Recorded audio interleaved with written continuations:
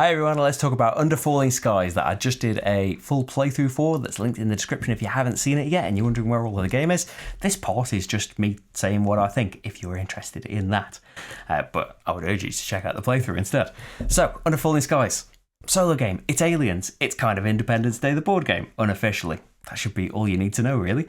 I think this is absolutely fantastic. I was really excited for this based on, you can watch me play it on the Gaming Rules channel a couple of months ago.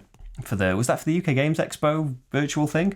Anyway, I played it on there, was very, very excited for it, even more excited for it once I had played a scenario. And it was in my top Essen videos.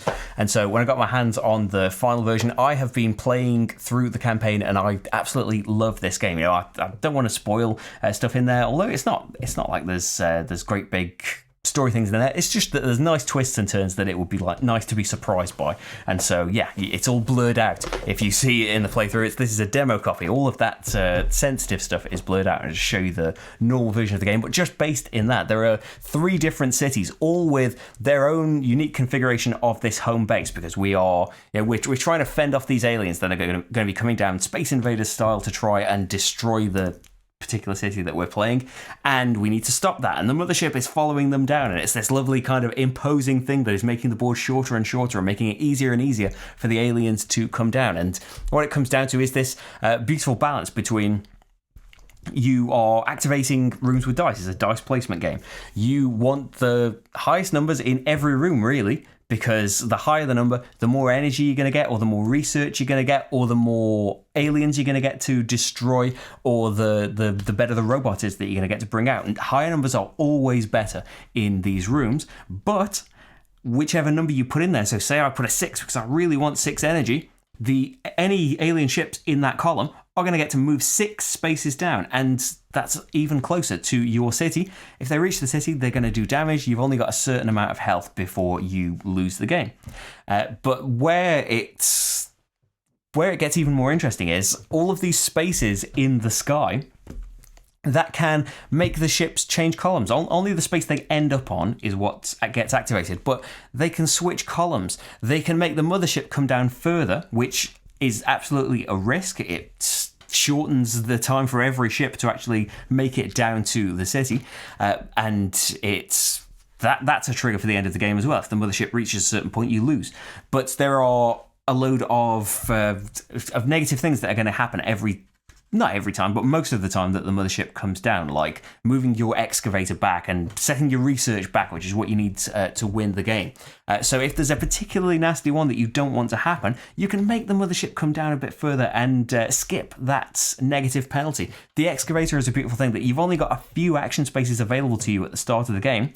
But if you start moving your excavator down, that's one of the actions that you can do, you unlock more and more of these things. Again, at the penalty of, if you want the excavator to move the full 6 spaces, you're going to have a 6 die to get it, and you're going to have to put that die 6 spaces in front of the excavator, and then the aliens are going to get to move 6 spaces. But sometimes that can be great because there are explosion spaces printed in the sky, and if you can get the ships all lined up on there, the explosions have different numbers on them, and if, say, I put a 4 in the explosion room, then that is going to make any ship that is waiting on an explosion of 4 or less blow up.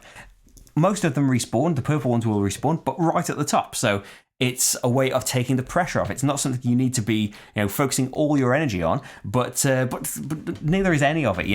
It's all a lovely balance that you always feel like you should be doing something else, but you need to do all of it, but you just can't because you are limited by the actions that you can take. You are only allowed to put 1 die in each column, so that is another dimension to what am I going to do this round?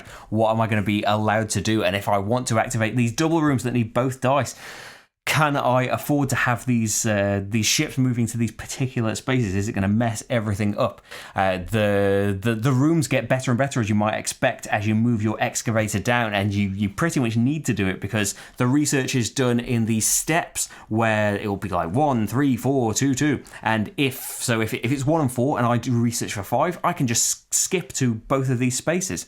But you can just do it in it. And if I don't have quite enough, if I just have 4, I'll only be able to make it to 1 and I'll have wasted the rest of the research. So It's about working out what the perfect number is rather than just, a 6 might be wasted there and it would be better to get the energy instead for it.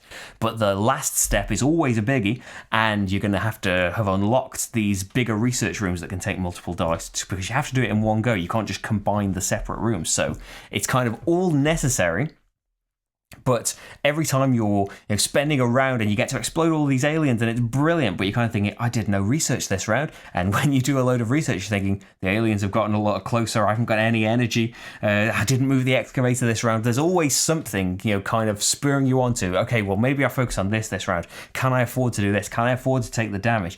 What's the mothership going to be doing to me this round? It's all works beautifully. It's got a lovely difficulty system where the different sky panels can be flipped over to harder sides that need more research, or are going to be a bit more brutal in the mothership coming down, or are going to have more symbols in the sky to activate, like maybe fewer explosion spaces, fewer opportunities to destroy the ships.